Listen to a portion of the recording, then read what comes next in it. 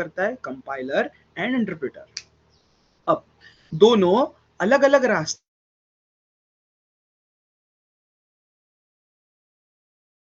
Choose करते हैं। Hope मेरी आवाज क्लियर है, ठीक है। सो कंपाइलर का काम क्या है? कंपाइलर और इंटरप्रेटर में मेन डिफरेंस क्या होता है?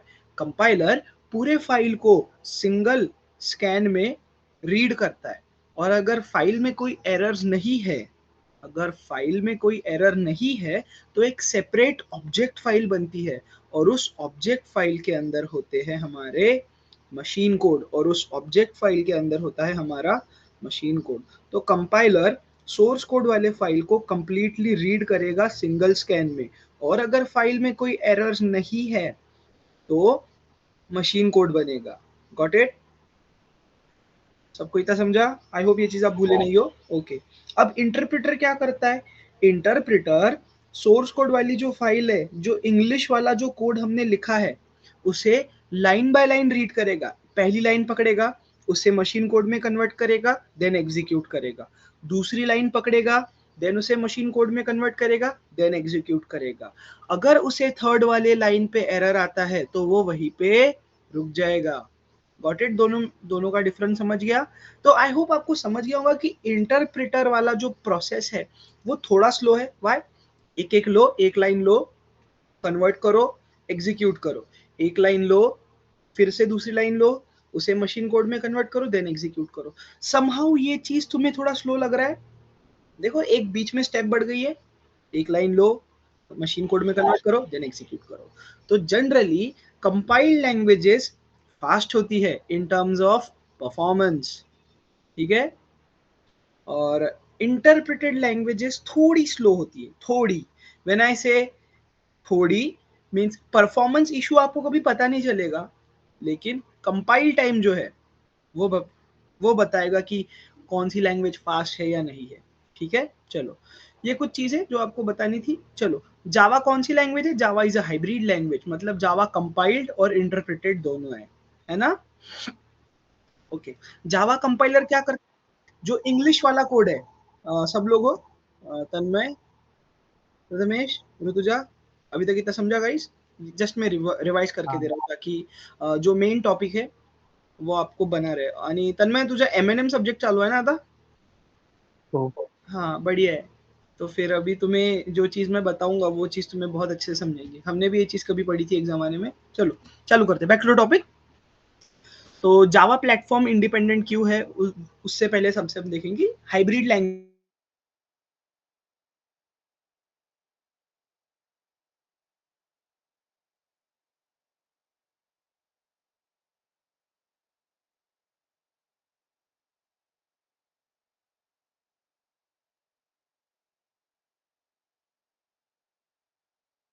करेगा, ठीक है। कोई भी कोड डायरेक्टली, सुनना, कोई भी कोड डायरेक्टली हार्डवेयर पे एग्जीक्यूट नहीं होता। वो कोड हार्डवेयर पे एग्जीक्यूट होता है वाया ऑपरेटिंग सिस्टम। हर एक कोड, हर एक इंस्ट्रक्शन जो भी आप लिखोगे वो ऑपरेटिंग सिस्टम के थ्रू जाएगा और हार्डवेयर पे एग्जीक्यूट होगा। आई होप इतना तुम्हें समझ गया। मैं आगे बढ़ू गाइस? सबको इतना समझा? शीतल, ऋतुजा, तन्मय, प्रथमेश, नयन भाई? हाँ, चलो, जावा प्लेटफॉर्म इंडिपेंडेंट क्यों है, थोड़ा और अच्छे से समझते। जब भी मैं कोई कमांड रन करता हूँ और मुझे उसके बाद आउटपुट फाइल मिलती है, मतलब कौन सा प्रोसेस हुआ है? Compilation. Why? Compilation output, why? Compiler output file generate करता है और इंटरप्रेटर आउटपुट फाइल जनरेट नहीं करता। कंपाइलर एग्जीक्यूशन की रिस्पॉन्सिबिलिटी नहीं लेता और इंटरप्रेटर एग्जीक्यूशन की रिस्पॉन्सिबिलिटी लेता है। आई होप आपने कभी सी का कोड रन किया होगा। कभी सी का कोड रन किया था? तो सी का कोड रन करने से पहले हम क्या करते हैं? उसे कंपाइल करते हैं। कैसे करते हैं? जीसीसी मेन डॉट सी ऐसा लिखते हैं। ये वाला कमांड सक्सेसफुली रन हो जाने के बाद आपको एक a.exe वाली फाइल मिलती है। क्या ये फाइल खुद से रन होती है? नहीं, हमें खुद से ऐसे रन करना पड़ता है। तो कंपाइलेशन जो है, कंपाइलर जो है, वो एग्जीक्यूशन की रिस्पॉन्सिबिलिटी नहीं लेता। लेकिन आपने कभी पाइथन पढ़ी है तो आई होप आपने ये कमांड यूज किया होगा, Python main dot P Y. क्या इस केस में कोई ऑब्जेक्ट फाइल बनती है क्या? नहीं, लेकिन हमारा कोड डायरेक्टली रन हो जाता है जो भी पाइथन फाइल के अंदर स्टोर होगा। हाँ, आई होप ये चीज आपको पता है कि जब पाइथन में आप कोड लिखते हो और उसे रन करते हो तो कोई ऑब्जेक्ट फाइल नहीं बनती और डायरेक्टली कोड रन हो जाना चालू होता है। तो इंटरप्रेटर एग्जीक्यूशन की रिस्पॉन्सिबिलिटी लेता है और कंपाइलर एग्जीक्यूशन की रिस्पॉन्सिबिलिटी नहीं लेता और क्या रिटर्न करता है? ऑब्जेक्ट फाइल, मशीन कोड वाला फाइल। Got it? ओके, अब देखो ये जो मेरी फर्स्ट डॉट जावा वाली फाइल है, सबको इतना समझा? तन्मय, प्रथमेश, ऋतुजा, शीतल, श्रावली, हाँ ये बढ़ो। हाँ। चलो चलो, अब ये जो फर्स्ट डॉट जावा वाली फाइल, फर्स्ट डॉट जावा वाली फाइल मतलब कौन सी फाइल? सोर्स कोड वाली फाइल। ऐसा कोड जिसे मैं, ऐसा कोड जो इंग्लिश में लिखा हुआ है जावा के सिंटैक्स में, उसे कहते हैं सोर्स कोड। ठीक है, सोर्स कोड मतलब क्या? जो हम इंग्लिश में जो कोड लिखते हैं वो कोड। ठीक है, तो ये जो सोर्स कोड वाली फाइल है, जब मैं इसे कंपाइल करूंगा और अगर कंपाइल करते समय कोई एरर नहीं आता है तो क्या बनेगा? एक बनेगी ऑब्जेक्ट फाइल। क्या बनेगी? ऑब्जेक्ट फाइल, या फिर इसे क्या बोलोगे आप? बाइट कोड वाली फाइल। बाइट कोड ये इंटरमीडिएट मशीन कोड होता है जो कि हार्डवेयर को डायरेक्टली नहीं समझता। ये कोड, ये जो फर्स्ट डॉट क्लास वाला कोड है, ये हार्डवेयर को डायरेक्टली नहीं समझता। तो इस इस बाइट कोड को कन्वर्ट कौन करेगा? जेवीएम। जेवीएम का फुल फॉर्म क्या है? Java virtual machine. Got it? Okay, अब ये आई होप मैं ये चीज तुम्हें दिखा पाऊंगा। लेट मी सी। हाँ, ये दिख रहा है? ओके गाइस, इमेजिन करो, गाइस इमेजिन करो कि ये वाला जो चीज है ये एक कंप्लीट सिस्टम है। ये एक कंप्लीट सिस्टम है। मतलब ये जो एक मेरा लैपटॉप है, ये मेरा लैपटॉप है, लैपटॉप का हार्डवेयर, उसके अंदर क्या इंस्टॉल है? विंडोज, और साथ ही साथ जेवीएम। ये तीन चीजें इंस्टॉल है मेरे लैपटॉप में अभी। कितनी चीजें इंस्टॉल है? ये तीन चीजें। तो ये जो तीन ब्लॉक दिख रहे हैं ना तुम्हें, ये कंप्लीट लैपटॉप है तुम्हारा। ठीक है, Windows is operating system guys. देखो, यहाँ पे देखो, यहाँ पे मैंने जनरल टर्म्स में लिखा हुआ है ऑपरेटिंग सिस्टम। जेवीएम के बाद क्या है? Operating system. ऑपरेटिंग सिस्टम के ऊपर सारे सॉफ्टवेयर रहेंगे। एक मेन, एक मास्टर प्रोग्राम होता है। गाइस सुनो, थोड़ा इंपॉर्टेंट है। एक मास्टर प्रोग्राम होता है जो बाकी छोटे छोटे प्रोग्राम्स को कंट्रोल करता है। Operating system is a master program. I guess मैंने ये चीज भी तुम्हें लिख के दिया था कभी, है ना? Which is use to operating system is a master program which is use to utilize the system resources, है ना? ओके, तो ये पूरा एक कंप्लीट सिस्टम है। ये मेरा लैपटॉप है, मेरे लैपटॉप में जेवीएम है, एक सॉफ्टवेयर मैंने इंस्टॉल कर दिया। अब जेवीएम कैसे पता करेंगे हम जेवीएम है या नहीं है? जस्ट टाइप जावा। ये तुम्हें दिख रहा है रन टाइम एनवायरमेंट? गाइस तुम्हें ये चीज दिख रहा है? Open JDK run time environment. ये छोड़ो, बाकी जुलू 1166 प्लस 19 हाइफन सी, ये छोड़ो। ये दिख रहा है तुम्हें run time environment? Run time environment के अंदर होता है जेवीएम। अब कंपाइलर कैसे पता करे? Java C hyphen hyphen means minus minus version लिख देना। देखो, ये मेरा कंपाइलर है जावा का। ठीक है, देखो दोनों में फर्क है। ये ओपन जेडीके, यहाँ पे लिखा हुआ है रन टाइम एनवायरमेंट, और यहाँ पे लिखा हुआ है ओपन जेडीके 11.020.1। ये जो दिख रहा है और ये सेम है। ओपन जेडीके इतना जो दिख रहा है ये है मेरा जावा का कंपाइलर, और ये जो दिख रहा है ना open JDK run time environment. Run time environment शब्द पे जरा ध्यान दो। क्या कोड कंपाइलेशन के टाइम रन हुआ? क्या नहीं, कोड कब रन हो रहा है? इंटरप्रिटेशन के वक्त। आया नहीं? कोड को रन कौन करेगा? जावा का कोड रन कौन करेगा? जेवीएम। जावा का कोड रन कौन करेगा? जेवीएम। किसके थ्रू? ऑपरेटिंग सिस्टम के थ्रू जेवीएम वाला कोड हार्डवेयर पे एग्जीक्यूट होगा। Got it? सबको इतना समझा? तन्मय, प्रथमेश, आगे बढ़ू? हेलो, हो हाँ सब लोग? ओके, तो ये जो बाइट कोड वाला, ये जो बाइट कोड है ये कहाँ पे कॉपी होगा? जेवीएम में। और जेवीएम इस बाइट कोड को, पहली लाइन को रीड करेगा, ऑपरेटिंग सिस्टम को भेजेगा, ऑपरेटिंग सिस्टम उस कोड को कहाँ पे एग्जीक्यूट करेगा? हार्डवेयर पे। ठीक है, अब इसने दूसरी लाइन पढ़ ली जो बाइट कोड में, देन उसे मशीन कोड में कन्वर्ट किया और उस मशीन कोड को एग्जीक्यूट करेगा ऑपरेटिंग सिस्टम के थ्रू वाया सिस्टम कॉल्स। ठीक है, अब क्या मुझे इस कोड को, अगर गाइस गाइस सुनो, अगर मेरे पास ये बाइट क्लास वाली, अगर मेरे पास ये बाइट कोड आ गया डॉट क्लास वाली फाइल, तो ये बाइट कोड किसे समझता है? जेवीएम को समझता है, जेवीएम को समझता है, जेवीएम को समझता है।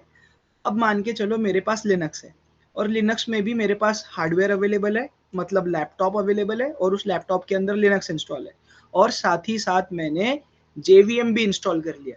मैंने इस बार कंपाइलर इंस्टॉल नहीं किया है, मैंने ये वाला चीज इंस्टॉल नहीं किया, मैंने बस इतना चीज इंस्टॉल कर लिया, ये open JDK run time environment. आप ये भी इंस्टॉल कर सकते हो। ठीक है, रन टाइम एनवायरनमेंट सिंपली आपको टाइप करना पड़ेगा गूगल पे JRE इंस्टॉल JRE। अगर आपने ये डाल दिया तो आप क्या इंस्टॉल करोगे आपके मशीन में?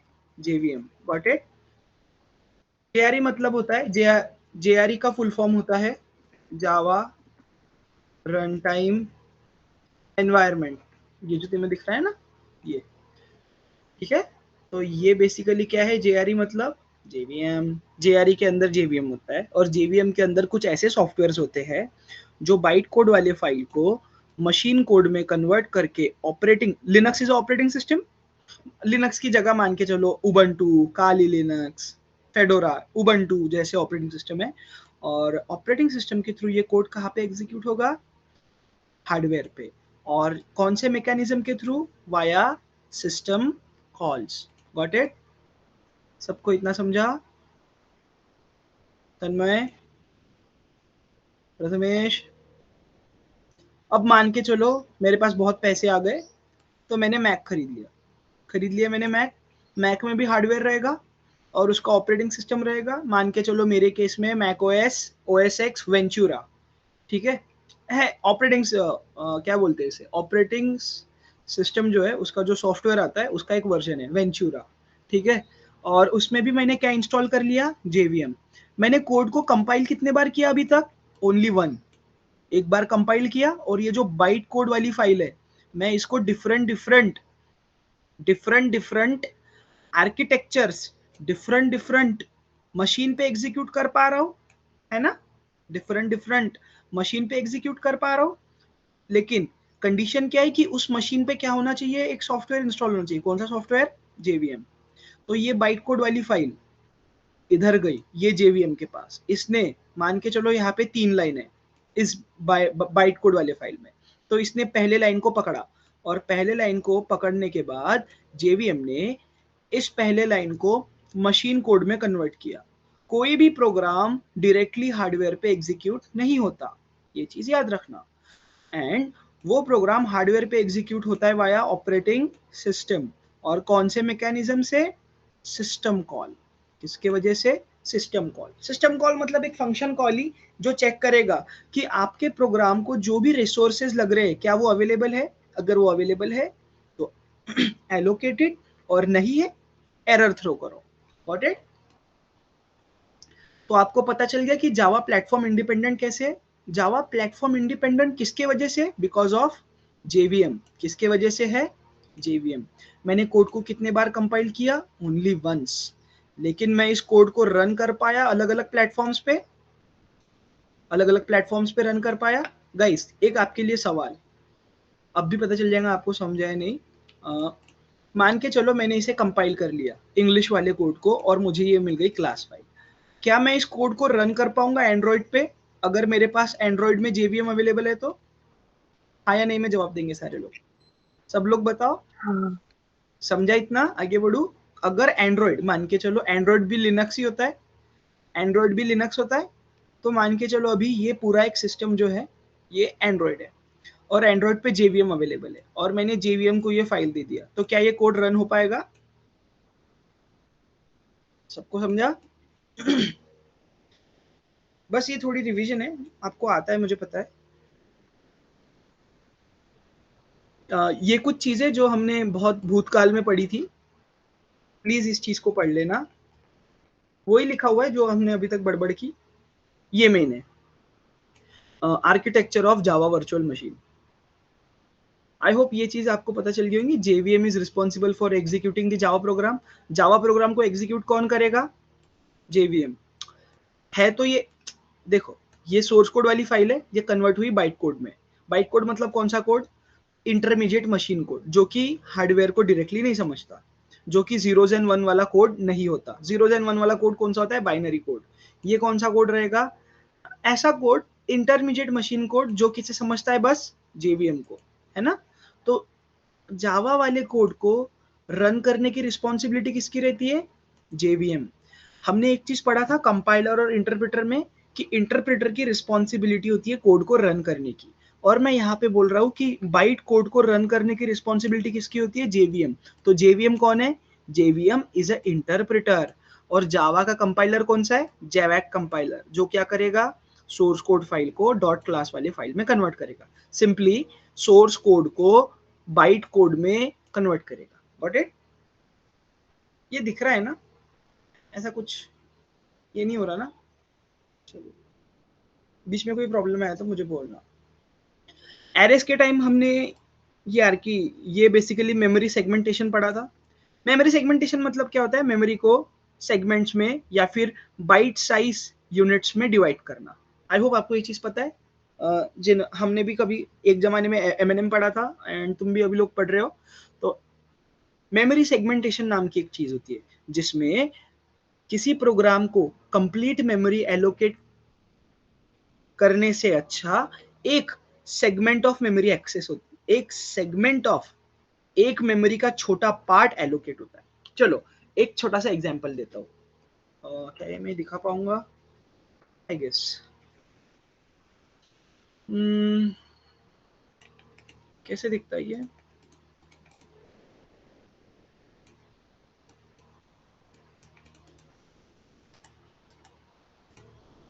आई होप मैं ये चीज तुम्हें दिखा पाऊंगा। मेमोरी देखो, करंटली मेमोरी मेरी इतनी भरी हुई है, 8 GB का रैम है, और इतनी करंटली यूज हो रही है। ऑलमोस्ट ऑलमोस्ट पूरी मेमोरी यूज हो रही है ना। अब सुनो, और अब सुनो, ये जो बची हुई मेमोरी है, ये जो बची हुई मेमोरी है, अगर मैंने फोटोशॉप खोल दिया, तो क्या ये इतनी बची हुई मेमोरी पूरी फोटोशॉप को मिलेगी क्या? नहीं, इसमें से कुछ एक पार्ट मिलेगा फोटोशॉप को। चलो मैं तुम्हें करके दिखाता हूँ। मैं यहाँ पे फोटोशॉप को ओपन करता हूँ, ठीक है। इसे होने दो ओपन, होने दो। एंड यहाँ पे चेंजेस देखना, देखो कुछ चेंजेस आ गए ग्राफ में। देखो कुछ चेंजेस आ गए।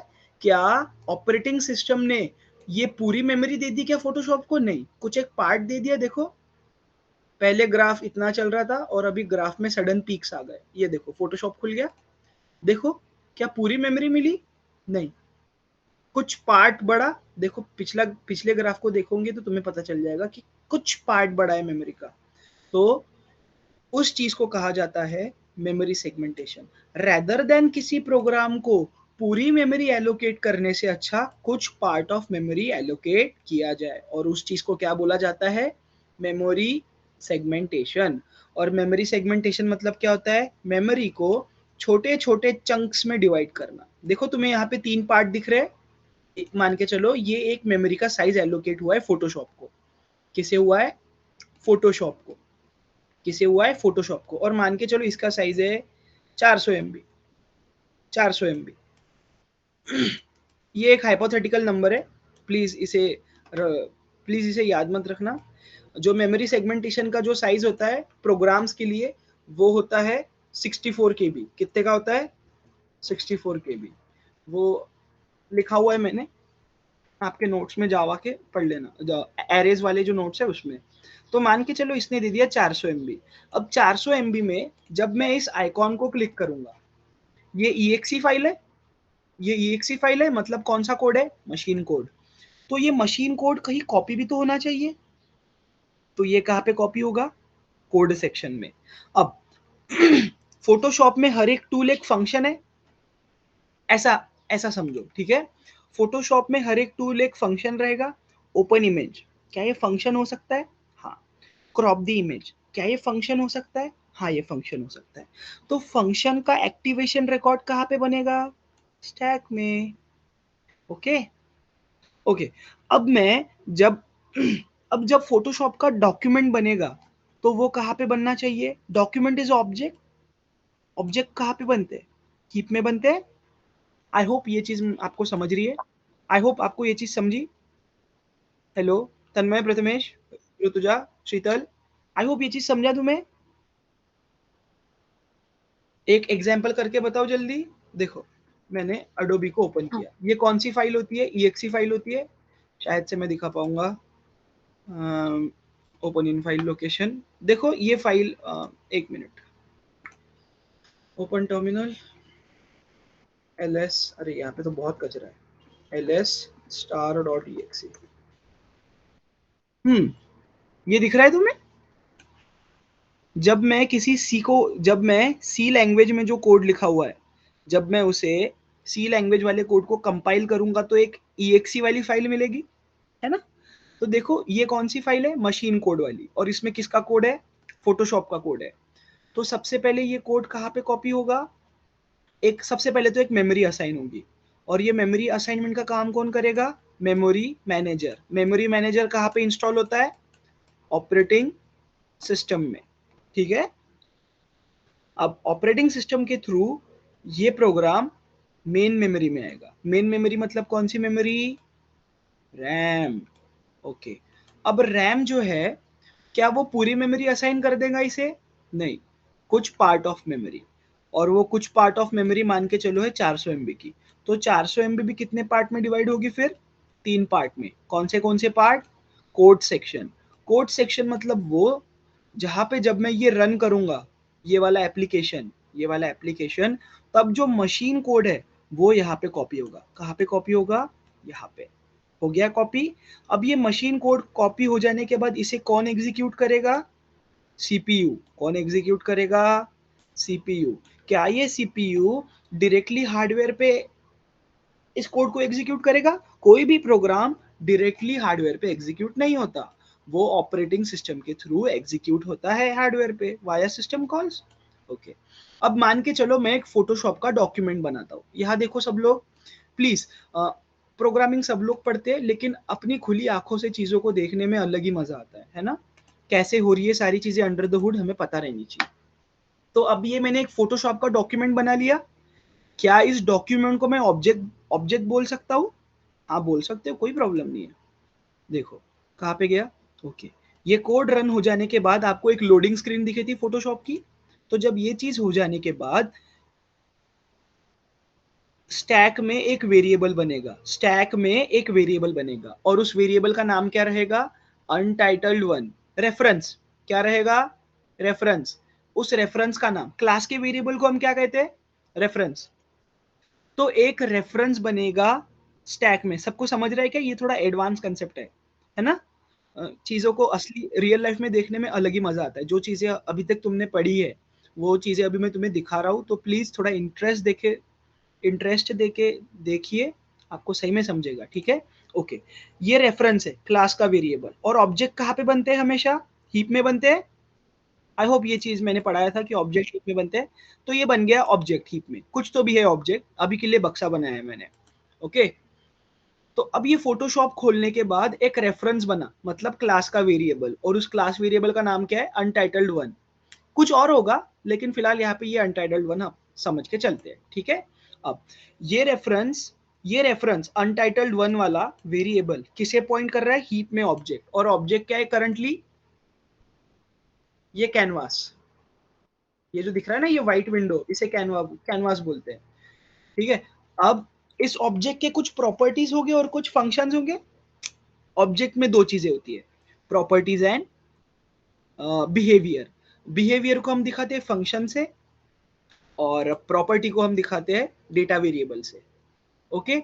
मान के चलो यहाँ पे एक प्रॉपर्टी है टेक्स्ट नाम की। इस ऑब्जेक्ट के अंदर, आर्टबोर्ड वन वाले ऑब्जेक्ट के अंदर या फिर अनटाइटल्ड वन ऑब्जेक्ट के अंदर एक प्रॉपर्टी है text.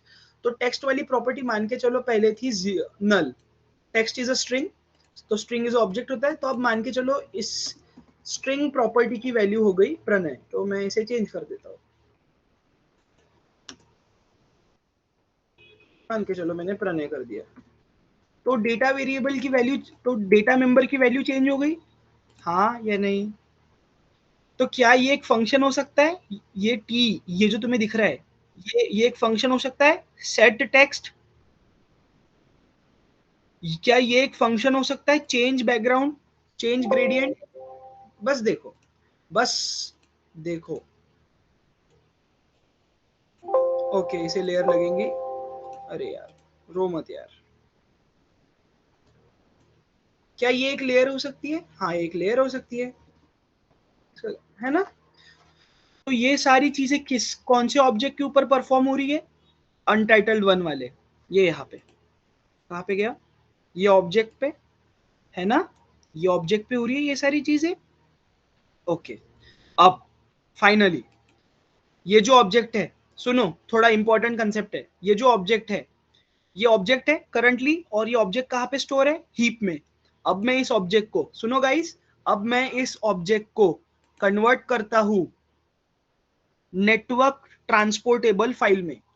Converting the state of an object, please अगर किसी के पास नोटबुक वगैरह हो ना तो ये चीज लिख लो। Converting the state of an object into transportable format is called as serialisation.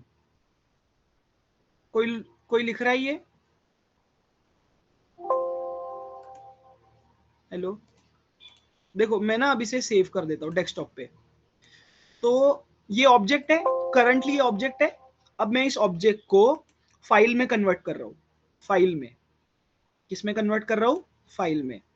तो converting the Java object into transportable file, into transportable file is nothing but serialisation. Got it? सबको समझा? सीरियलाइजेशन ये प्रोसेस होती है, ये जो मेरा object है, ये ऑब्जेक्ट की करंट स्टेट है, जिसमें टेक्स्ट प्रॉपर्टी को प्रणय सेट कर दिया, बैकग्राउंड प्रॉपर्टी मतलब जो बैकग्राउंड वाला वेरिएबल है उसके अंदर अभी ये ग्रेडियंट है। तो ये जो करंट स्टेट है, करंट स्टेट को सेव करना और उसे फाइल वाले मतलब ट्रांसपोर्टेबल फॉर्मेट में स्टोर करना इज नथिंग बट सीरियलाइजेशन। ये चीज याद रहेगा सबको? प्लीज प्लीज प्लीज, बहुत इंपॉर्टेंट कंसेप्ट है। क्या ये चीज तुमको याद रहेगा? आई होप आपने ये चीज लिख लिया होगा। फिर से एक बार बोलूं?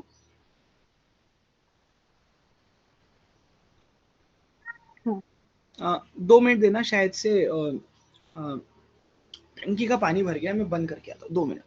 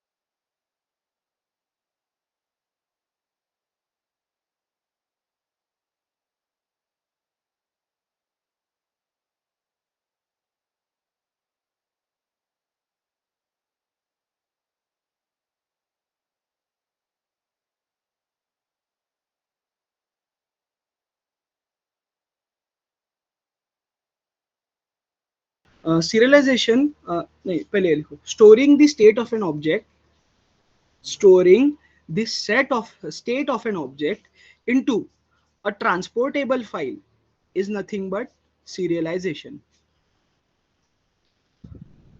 रिपीट करूं एक बार गाइस? ये चीज लिख लिया तुमने? अन्वय हो गया? storing the state of an object into storing this set of a state of an object into transportable file is nothing but serialisation. सबने ये चीज लिख लिया?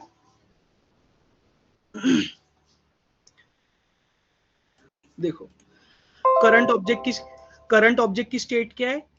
ये एक अनटाइटल 1 नाम का रेफरेंस है जो कि हीप में एक फोटोशॉप डॉक्यूमेंट नाम का ऑब्जेक्ट बना है, और इस डॉक्यूमेंट ऑब्जेक्ट के अंदर मैंने कुछ चेंजेस कर दिए। चेंजेस किसके ऊपर होते हैं? हमेशा डेटा के ऊपर। किसके ऊपर होते हैं? डेटा। ऑपरेशन किसके ऊपर परफॉर्म होता है? हमेशा डेटा के ऊपर, है ना?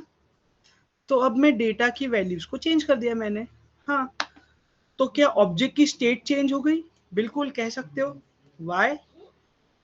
प्रीवियसली ऑब्जेक्ट की जो स्टेज थी वो थी ब्लैंक कैनवास। ये वाली स्टेट थी, ये वाली स्टेट। अब ये स्टेट से मैं ये वाले स्टेट पे आ गया। ऑब्जेक्ट का स्टेट चेंज हो गया, ऑब्जेक्ट का डेटा चेंज हो गया। अब मैंने इस ऑब्जेक्ट को कन्वर्ट किया ट्रांसपोर्टेबल फाइल में। क्या इस ऑब्जेक्ट को मैं डायरेक्टली शेयर कर पाऊंगा किसी के साथ? मैंने इसको बस ऐसी कर लिया, कंट्रोल सी और व्हाट्सएप पे पेस्ट कर दिया। नहीं हो पाएगा ऐसा। तो मुझे इस फोटोशॉप ऑब्जेक्ट को, फोटोशॉप डॉक्यूमेंट को, फोटोशॉप ऑब्जेक्ट को ट्रांसपोर्टेबल फाइल में कन्वर्ट करना पड़ेगा।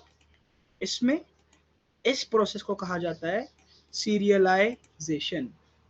समझा सबको?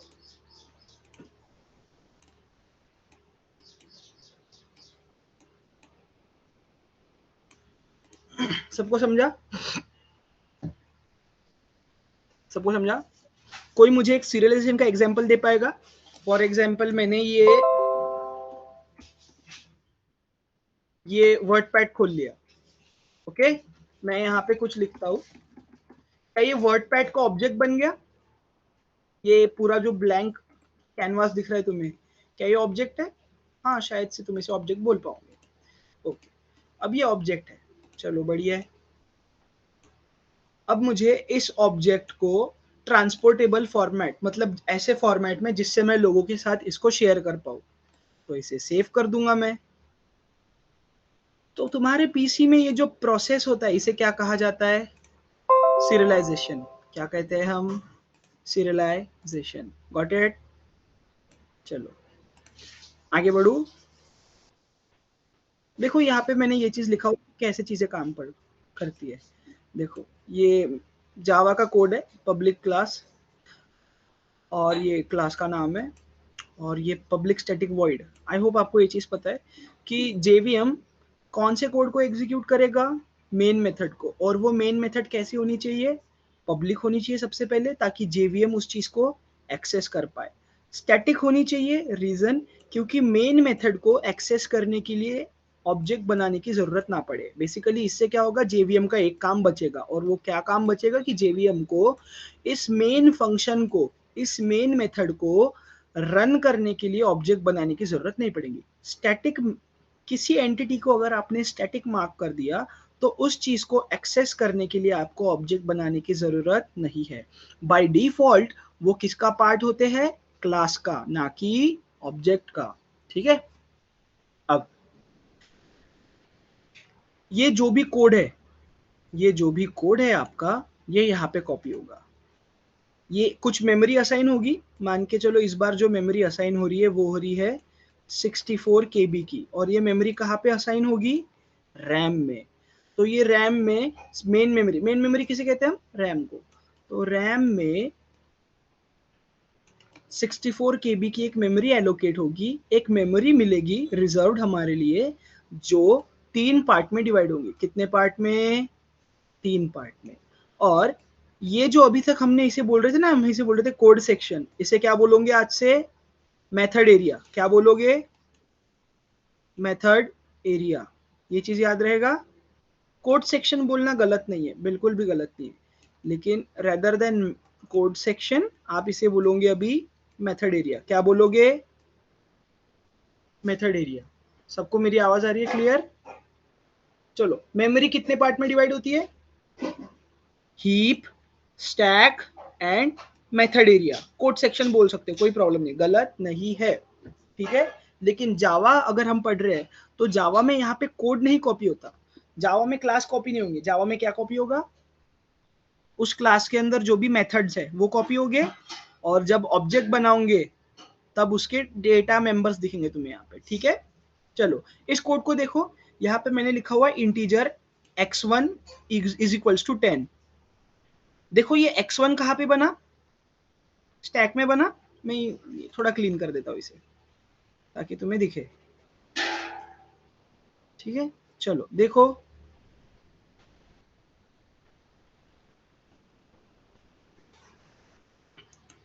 चलो मुझे बताओ सबसे पहले कौन सा फंक्शन कॉल होता है, जेवीएम कौन से फंक्शन को कॉल करेगा सबसे पहले, मेन मेथड को।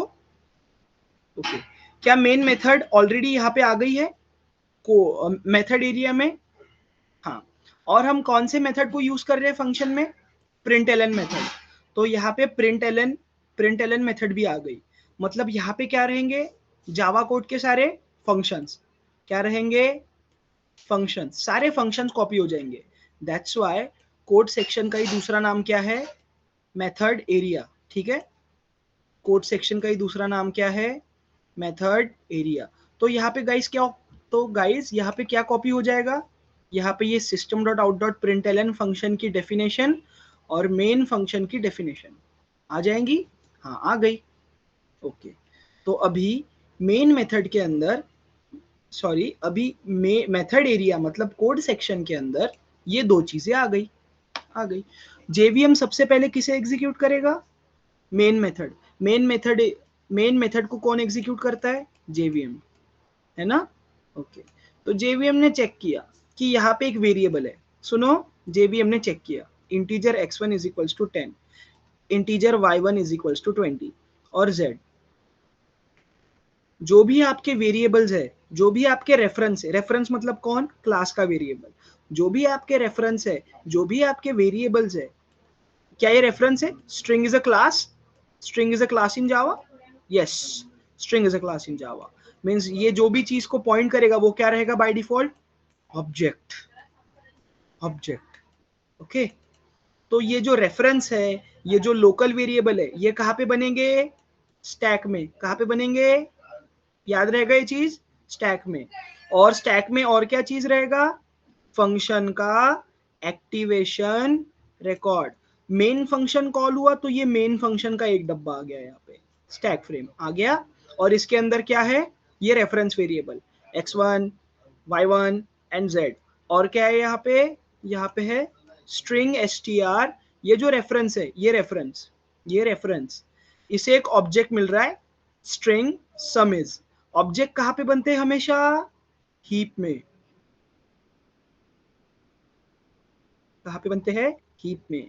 तो ये जो रेफरेंस है ये किसे पॉइंट कर रहा हूँ, इस ऑब्जेक्ट को, जो कि कहाँ बना है, हीप में। सबको इतना समझा, हेलो, सबको इतना समझा, आई होप समझाऊंगा। शीतल, तन्मय, तन्मय, हाँ। अब मेन फंक्शन कॉल हुआ था तो ये मेन फंक्शन का कॉल स्टैक, ये मेन फंक्शन का स्टैक फ्रेम। अब इसके बाद देखो ये लाइन एग्जीक्यूट हो गया, ये वाला भी एग्जीक्यूट हो गया, ये वाला भी एग्जीक्यूट हो गया, ये वाला भी एग्जीक्यूट हो गया, ये वाला भी। अब देखो यहाँ पे क्या है, system dot out dot println round brackets के अंदर कुछ पैरामीटर्स पास कर दिए। ये क्या रहेगा, फंक्शन कॉल है, कौन सा फंक्शन कॉल हुआ, system dot out dot println, कौन सा फंक्शन कॉल हुआ, system dot out dot println. तो सबसे पहले स्टैक में उसका रिकॉर्ड बनेगा, तो अभी मेन के ऊपर कौन है, अभी प्रिंटलन, तो प्रिंटलन का जैसे ही प्रिंटलन, तो प्रिंटलन यहां से कॉल हो जाएगा।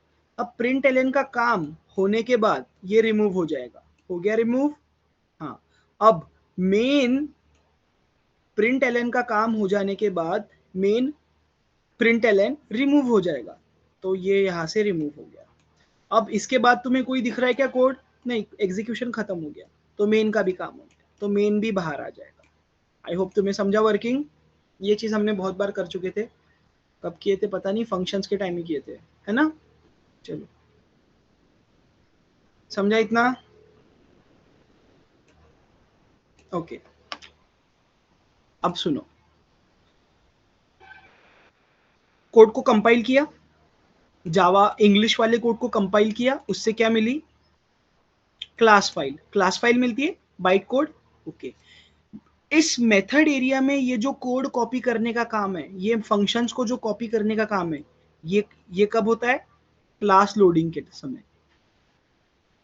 किसके समय? क्लास लोडिंग के समय। चेक करो, ये जो हमने ये जो कोड लिखा है, क्या ये क्लास है गाइस? क्या ये क्लास है? हाँ, ये क्लास के फॉर्म में लिखा हुआ है। दैट्स व्हाई मैं ये चीज हमेशा बोलते रहता हूँ कि classes are the basic building blocks of Java, right? जो भी चीजें हम जावा में बनाएंगे वो बनाएंगे with the help of classes and objects, right? तो इस क्लास को लोड करना पड़ेगा सबसे पहले, और जैसे ही ये क्लास लोड होंगी, इसमें ये जो मेन मेथड है, ये जो मेन फंक्शन है, ये कहाँ पे कॉपी होगा? मेथड एरिया में, कोड सेक्शन में। और ये कौन करेगा? Class loader. कौन करेगा? Class loader.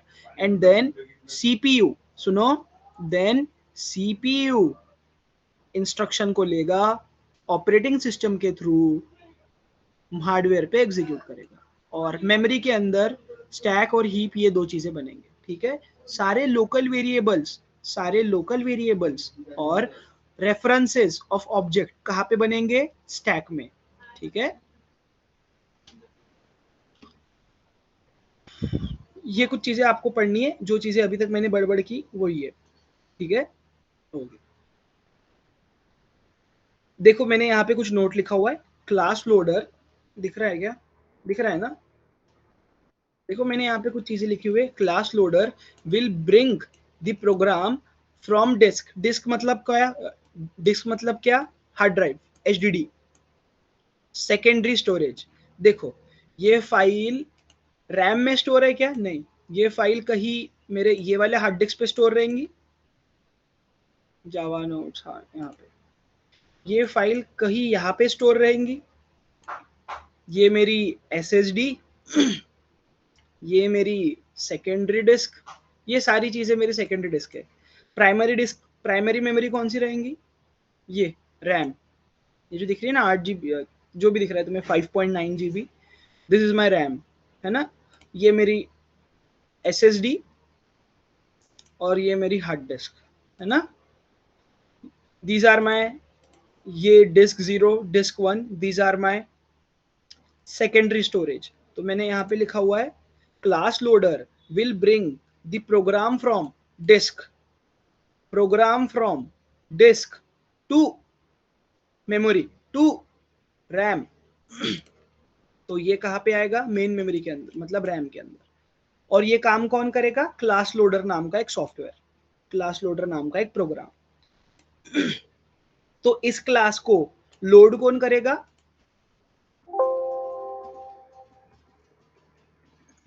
सबको इतना समझा? यहाँ पे ये जो हार्ड डिस्क, ये जो हार्ड डिस्क से जो कोड है, ये डॉट क्लास वाली फाइल, इसे लोड कौन करेगा? Class loader. समझा इतना? आया ना? बोलो यार प्लीज। चलो चालू करूं, आगे आगे बढ़ू? सबको समझ रहा है?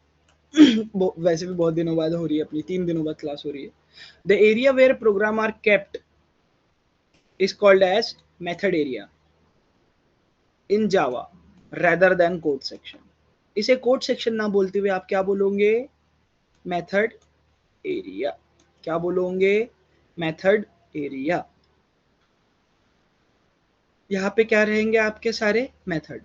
मेरा मेन फंक्शन, इसके अंदर कितने मेथड है? ये एक मेन फंक्शन की खुद की मेथड, और ये system dot out dot println वाली मेथड। मैं इन दो मेथड को यूज कर रहा हूँ, हाँ, मेन का पूरा कोड और प्रिंट एफ का भी पूरा कोड, प्रिंट एलन का भी पूरा कोड। प्रिंट एलन कहाँ पे अवेलेबल है? जावा डॉट लैंग पैकेज के अंदर। कौन से पैकेज के अंदर? जावा डॉट लैंग, है ना? चलो, तो ये सारी चीजें कहाँ पे आएंगी? मेथड एरिया के अंदर। कहाँ पे आएंगी? मेथड एरिया के अंदर। ओके,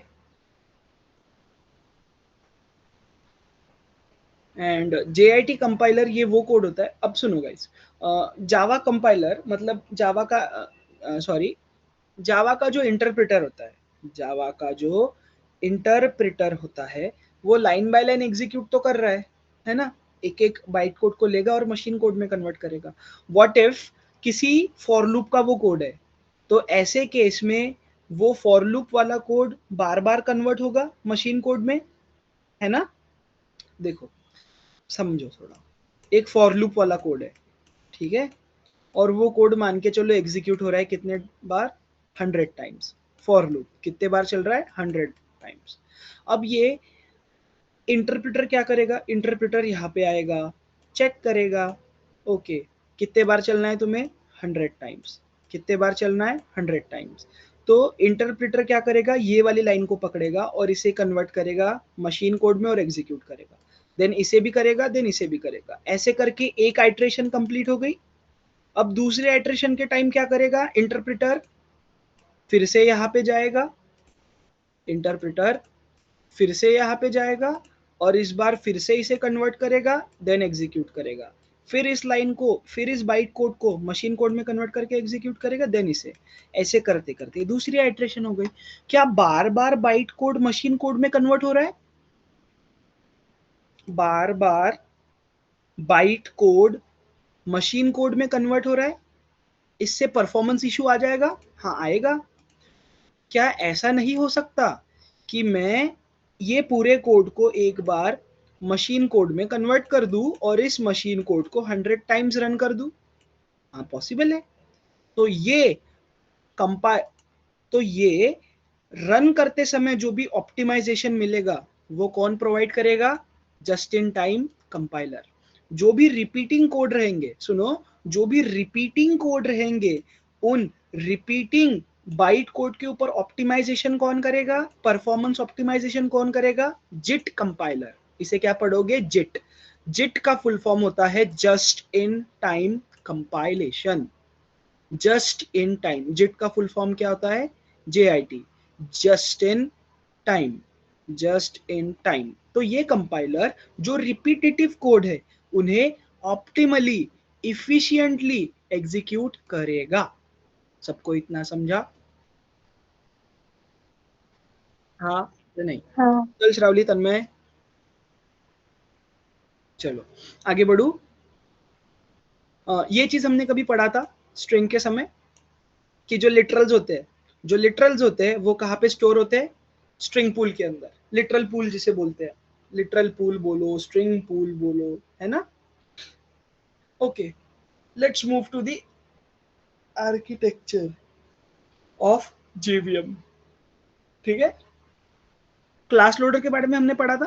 क्लास लोडर क्या करता है, क्लास लोडर ये जो डॉट क्लास वाली फाइल है जो कि हार्ड डिस्क के अंदर स्टोर है, सेकेंडरी स्टोरेज के अंदर स्टोर है, उसे कहाँ पे लोड करेगा, मेथड एरिया के अंदर। और मेथड एरिया कहाँ पे होता है, रैम के अंदर, एक मेमोरी सेगमेंट के अंदर। इस चीज को कहा जाता है मेमोरी सेगमेंटेशन। मेमोरी को टुकड़ों में तोड़ना, ठीक है, मेमोरी को सेगमेंट्स में यूटिलाइज करना is nothing but memory segmentation. ये चीज मैंने एरे के नोट्स में लिखा हुआ है, अगर आपने एरेस के नोट्स अच्छे से पढ़े हैं तो you know what is memory segmentation. M&M में भी कभी पढ़ा होगा कि मेमोरी सेगमेंटेशन क्या होता है। Okay, diagram of architecture of JVM। अगर आपको कोई JVM का आर्किटेक्चर पूछता है तो सबसे पहले आप बोलोगे कि JVM, ये पूरा JVM है। मेमोरी मेमोरी मेमोरी कितने पार्ट में डिवाइडेड होती है, 3 पार्ट में। और ये जो दिख रहा है तुम्हें, PC registers, native method stack, ये भी चीजें मैं बताऊंगा क्या होती है, ठीक है। पहले ये आर्किटेक्चर देख लो, यहाँ पे क्या क्या है, class loader, method area, heap, stack. इसमें से आपको कुछ नाम ऑलरेडी पता है, इसे हम अभी तक बोल रहे थे code section. Code section, heap, stack, PC registers, native method stack, and then ये एक पूरा एक ब्लॉक किसके साथ कम्युनिकेट कर रहा है, ये वाले ब्लॉक के साथ। और ये कम्युनिकेशन कैसा है, म्यूचुअल, बाय डायरेक्शनल। कैसा है, बाय डायरेक्शनल। देखो एरो देख के तुम्हें पता चल रहा है कि ये कैसा है, बाय डायरेक्शनल, है ना। चलो, देन उसके बाद क्या है, यहाँ पे एक और ब्लॉक है एग्जीक्यूशन इंजन, एग्जीक्यूशन इंजन। और यहाँ पे एक और चीज दिया हुआ है, native method interface, native method libraries. बस मैं इनके नाम पढ़ रहा हूँ, एक्सप्लेनेशन भी करूंगा, चिंता मत करो। आई होप स्टैक मैंने बताया था कि सारे जो लोकल वेरिएबल्स और रेफरेंसेस कहाँ बनते हैं, स्टैक के अंदर। The main use of stack is to keep the activation record of function. देखो कौन सा फंक्शन कॉल होगा और कब होगा, यहाँ पे देखो तुम्हें एक्टिवेशन रिकॉर्ड दिख रहा है। प्रिंटलन मेथड कॉल हो गया तो देखो उसका एक्टिवेशन रिकॉर्ड बन गया, है ना। आई होप एरेस के नोट्स पढ़े, एरेस के नोट्स इज द की। सब लोगों ने एरेस के नोट्स पढ़ लिए, लिख लिए? तन्मय नीले, हाँ हाँ ये लो। शीतल लिख लिया एरेस के नोट्स? चलो आगे बढ़ो। हाँ ओके, तो ये कुछ कंपोनेंट्स है जेवीएम के। क्लास लोडर का काम है जो हमारी डॉट क्लास वाली फाइल बनेगी कंपाइल करने के बाद, जो डॉट क्लास वाली फाइल बनेगी कंपाइल करने के बाद वो रैम के अंदर आएंगी। ओके, तो जेवीएम एक्सेस कर पाएगा उस मेमोरी को? हाँ एक्सेस कर पाएगा। तो जेवीएम मेथड एरिया को एक्सेस कर पाएगा, स्टैक को एक्सेस कर पाएगा, इन चीजों को एक्सेस कर पाएगा। नेटिव मेथड मतलब क्या होता है ये मैं तुम्हें समझाने का ट्राई करता हूँ। नेटिव, जब भी तुम्हें ये शब्द दिखे ना गाइस, नेटिव, तो समझ जाना प्लेटफॉर्म डिपेंडेंट। क्या बोला मैंने? Platform dependent. सी और सी प्लस प्लस में जो हम कोड लिखते हैं वो कौन सा कोड होता है? Platform dependent. जब सी वाले कोड को मैं एग्जीक्यूट करता हूँ, कंपाइल करता हूँ, कंपाइल करने के बाद मुझे एक EXE फाइल मिलती है। एक EXE फाइल मिलेगी अगर विंडोज में हूँ तो, हाँ या नहीं? हाँ क्या मैं उस EXE फाइल को, a.exe वाले फाइल को लिनक्स पे रन कर पाऊंगा क्या? नहीं। होंगी क्या रन? नहीं होगी। लिनक्स के लिए कौन सी फाइल लगेंगी? a.out। मैक के लिए कौन सी लगेंगी? dpkg। तो क्या ये जो भी मशीन कोड मिलेगा मुझे, ये प्लेटफॉर्म डिपेंडेंट कोड रहेगा? Platform dependent. a.exe फाइल कहां पे होगी? बस विंडोज पे। a.out वाली फाइल कहां पे रन होगी? लिनक्स पे। a.dpkg कहां पे रन होगी? मैक पे। a.apk कहां पे रन होगी? एंड्रॉइड पे, है ना। apk फाइल है ना एंड्रॉइड पे रन होती है, देखिए ज्यादा। ओके, तो अब ये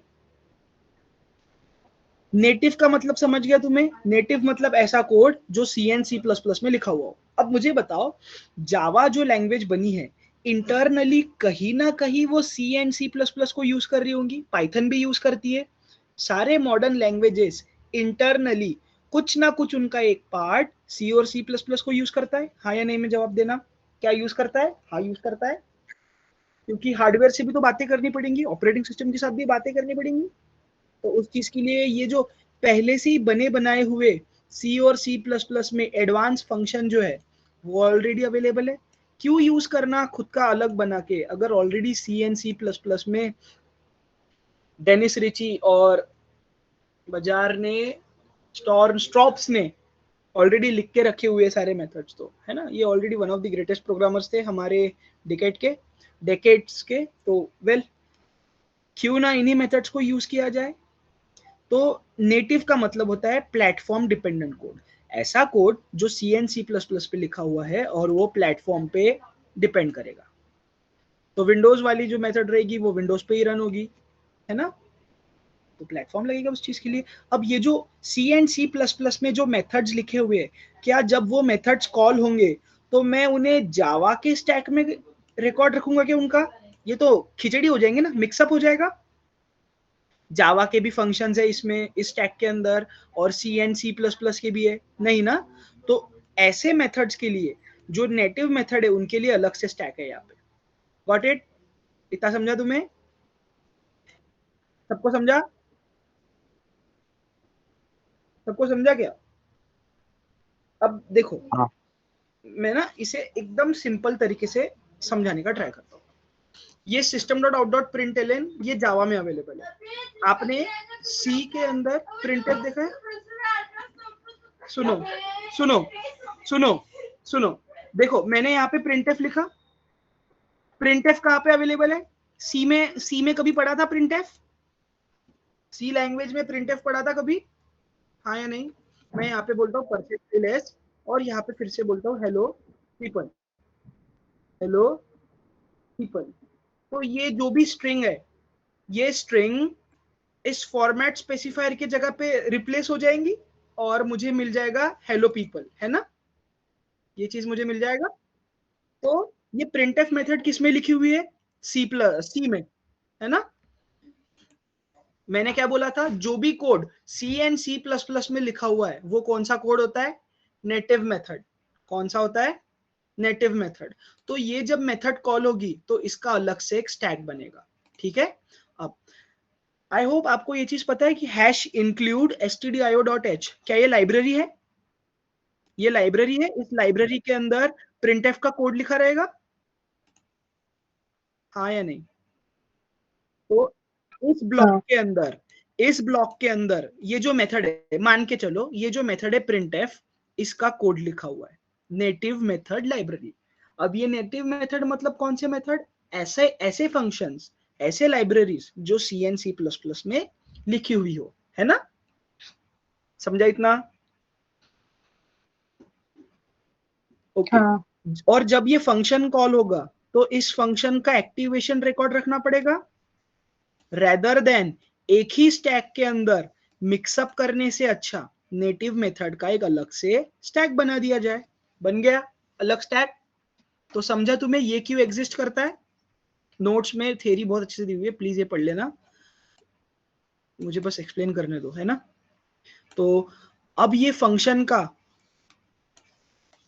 जो लॉजिक है वो कहाँ पे लिखा रहेगा? नेटिव मेथड लाइब्रेरी के अंदर, फंक्शन की डेफिनेशन, है ना? ओके। क्या जावा को सी सी प्लस प्लस समझती है? नहीं। जावा को, जेवीएम को कौन सी लैंग्वेज समझती है? जावा। जेवीएम को क्या समझेगा? बस जावा। जावा कंपाइलर को क्या समझेगा? बस जावा समझेगा। क्या जावा कंपाइलर को सी एंड सी प्लस प्लस समझेगा क्या? नहीं। नहीं ना? कभी आपने ये चीज सुना है, कभी आपने ये चीज सुना है कि जब दो लोग हो, मान के चलो एक कोरियन है और एक इंडियन है। अब इंडियन को कोरियन वाले इंसान के साथ कम्युनिकेट करना है, लेकिन उसे कोरियन नहीं आती। और कोरियन वाले इंसान को भी इंडियन लड़के के साथ कम्युनिकेट करना है। तो दोनों के बीच में मुझे एक ट्रांसलेटर लगेगा, ताकि जो हिंदी में जो इंसान बोल रहा है वो उसे कोरियन में ट्रांसमिट करके कोरियन लड़की को कन्वे कर सके, और कोरियन लड़की जो बोल रही है कोरियन लैंग्वेज में, उसे वो हिंदी में कन्वर्ट करके इंडियन लड़के को कन्वे कर दे, है ना? तो क्या मैं ऐसा बोल सकता हूं कि ये जो नेटिव मेथड इंटरफेस है, ये सी एंड सी प्लस प्लस वाले टर्मिनोलॉजी को जावा टर्मिनोलॉजी में कन्वर्ट करेगा, और कभी कभी जावा टर्मिनोलॉजी को सी एंड सी प्लस प्लस वाले टर्मिनोलॉजीज में कन्वर्ट करेगा। सबको समझा ये क्या काम करता है? मीडिएटर। क्या काम है इसका? मीडिएटर। जावा टर्मिनोलॉजीज को नेटिव टर्मिनोलॉजी मतलब क्या? सी एंड सी प्लस प्लस वाले टर्मिनोलॉजी। जब भी मैं नेटिव बोलू, दिमाग में ये चीज आना ही चाहिए, C and C plus plus. Got it? Whenever I say native, keep in mind that particular code or that particular method is written in the form of C and C++. Got it? Because the source code written in C and C++, after compilation, it becomes the platform dependent code. The platform dependent code is nothing but native code. Got it? So whenever I am saying native, it means that particular code or that particular library is written with the help of C and C++. क्या जावा को सी and C plus plus समझती है? क्या Java compiler को सी and C plus plus समझती है? नहीं। उन्हें क्या समझती है? बस जावा। लेकिन Java internally somehow C and C plus plus में जो मेथड्स लिखे हुए हैं उन्हें यूज कर रहा है। हाँ।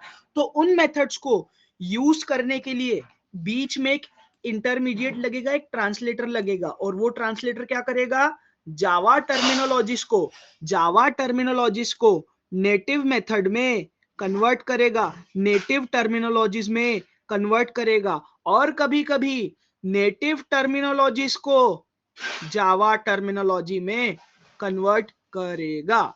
और यहां से अगर कोई मेथड कॉल होती है तो उसका एक्टिवेशन रिकॉर्ड कहां पे बनेगा? स्टैक में। दैट्स वाई यहां पे ये बाई डिरेक्शनल एरो है। Got it? अगर सिंगल डिरेक्शनल एरो होता तो ये वाला ब्लॉक इसके साथ कभी कम्युनिकेट नहीं कर पाता, है ना? दैट्स वाई यहाँ पे बाई डिरेक्शनल है। और यहाँ पे भी बाई डिरेक्शनल है, क्यों? कभी कभी जावा का कोड सी वाले कोड में कन्वर्ट हो जाएगा, मतलब पार्स्ड हो जाएगा। पार्स्ड, मैंने क्या बोला? Parsed. Run time conversion is nothing but parsing. Run time conversion is nothing but parsing. Parsing वाले जो कोड होता है वो हमारे काम का ना होते हुए किसी थर्ड पार्टी लाइब्रेरी के काम का होता है, ठीक है? तो ये कोड कभी कभी जावा टर्मिनोलॉजी कन्वर्ट होगी नेटिव मेथड टर्मिनोलॉजी। और देखो इसका एग्जांपल समझो, मैंने लिखा system dot out dot print F, ये जावा में डिफाइन है, लेकिन प्रिंट एफ ओरिजिनली फंक्शन कहां से आया था? सी से। तो ये जो system dot out dot print F है ये जावा वाला कोड है, ये जावा वाला फंक्शन है। ये जावा वाला फंक्शन नेटिव मेथड इंटरफेस से, NMI, native method NMI, native method interface से कन्वर्ट होगा सी एंड सी प्लस प्लस वाले कोड में। अब जो भी रिजल्ट कैलकुलेट हो जाएगा, ये फंक्शन कॉल हो गया प्रिंट एफ, जो भी रिजल्ट कैलकुलेट हो जाएगा वो एनएमआई के पास आएगा, और एनएमआई उसे जावा टर्मिनोलॉजी में कन्वर्ट करके, जावा टर्मिनोलॉजी में कन्वर्ट करके उसे एग्जीक्यूट करेगा। एग्जीक्यूशन इंजन का काम है जावा कोड को एग्जीक्यूट करना। और यहाँ पे क्या क्या होता है एग्जीक्यूशन इंजन के अंदर? इंटरप्रेटर और जिट। जिट मतलब क्या? Just in time compilation. और ये किस चीज के लिए यूज होता है? रिपीटेटिव कोड को इफिशिएंटली एग्जीक्यूट करने के लिए, रिडंडेंट कोड को रिपीटेडली इफिशिएंटली एग्जीक्यूट करने के लिए। इतना समझा? तुम्हें इतना समझा सबको? Okay okay. गार्बेज कलेक्टर, देखो कभी कभी ना हम ऑब्जेक्ट बनाते हैं, कभी कभी हम जावा में ऑब्जेक्ट बनाते हैं, और वो ऑब्जेक्ट हीप के अंदर मेमोरी लेता है। ऑब्जेक्ट कहां पे मेमोरी लेता है? हीप के अंदर लेता है। अब काम हो जाने के बाद, सुनो, काम हो जाने के बाद हम ऑब्जेक्ट को डिलीट ही नहीं करते, तो इससे मेमोरी लीक का प्रॉब्लम आता है। किसका प्रॉब्लम आता है? Memory leak. मेमोरी लीक मतलब ऐसा नहीं कि कोई लीक हो रहा है, जैसे फॉर एग्जांपल कोई पाइप है और पाइप को मैंने कील मार दी और उससे पानी लीक हो रहा है, नहीं, वो चीज नहीं। मेमोरी लीक मतलब स्कैरेसिटी ऑफ मेमोरी, मतलब क्या? कमतरता। अभी मान के चलो मैंने हीप के अंदर कितने ऑब्जेक्ट बना लिए? 100। अब 100 ऑब्जेक्ट्स बनाने के बाद मैंने इन ऑब्जेक्ट्स को क्लीन ही नहीं किया, रिमूव ही नहीं किया, और अब मुझे 101th वाला ऑब्जेक्ट बनाना है, और मान के चलो कि अभी मेमोरी फुल हो चुकी है, तो क्या ये ऑब्जेक्ट बन पाएगा मेमोरी के अंदर? नहीं बनेगा ना, है ही नहीं। मेमोरी का जो साइज रहेगा, क्या वो अबंडेंट रहेगा, अनलिमिटेड रहेगा? नहीं। देखो मैंने क्या बोला था कि स्टैंडर्ड प्रोग्राम के वक्त कितने बाइट्स की मेमोरी, कितने किलोबाइट्स की मेमोरी मिलती है हमें? 64 केबी की। तो ये मेमोरी जो है ये लिमिटेड है, तो ये 64 3 से 4 पार्ट में डिवाइड हो जाएगा। एक और चीज बताना भूल गया कि जो स्टैटिक, जब आप सी और सी प्लस प्लस में पढ़ते हो आर्किटेक्चर, तो यहाँ पे और दो कोड, यहाँ पे दो और सेक्शन होते हैं, ठीक है? यहाँ पे होता है ग्लोबल वेरिएबल सेक्शन और यहाँ पे होता है स्टैटिक वेरिएबल सेक्शन। जावा में ये सारी चीजें नहीं होती, जावा में सारी चीजें वो क्लास लोडर हैंडल कर लेता है खुद से। तो जो जावा का काम का मैं वही बताऊंगा। तो ये जो बस कहने का तात्पर्य ये कि ये जो मेमोरी है ये है 64 केबीज की। तो मेमोरी क्या है? लिमिटेड है। तो अब 100 ऑब्जेक्ट्स बनाने के बाद मान के चलो कि हीप वाली मेमोरी, कौन सी मेमोरी? हीप वाली मेमोरी, हीप वाली मेमोरी, हीप वाली मेमोरी फुल हो गई, हीप वाली मेमोरी फुल हो गई। अब फुल हो जाने के बाद क्या मैं दूसरा ऑब्जेक्ट बना पाऊंगा क्या? नहीं। तो उस प्रॉब्लम को कहा जाता है मेमोरी लीक। क्या कहा जाता है? Memory leak. What it? अगर तुम्हें देखना है तो देख सकते हो यूट्यूब पे मेमोरी लीक क्या होता है, अच्छे से देख लेना अगर इच्छा हो रही होगी तो, अदरवाइज इतना सफिशिएंट है। तो ऐसे समय में जो ऑब्जेक्ट्स यूज नहीं हो रहे हैं उन्हें रिमूव करने का काम कौन करेगा? Garbage collector. कौन करेगा? Garbage collector. ठीक है? JVM also contains the garbage collector. The purpose of garbage collector is to take away the objects from the heap whichever not used. ठीक है? Got it?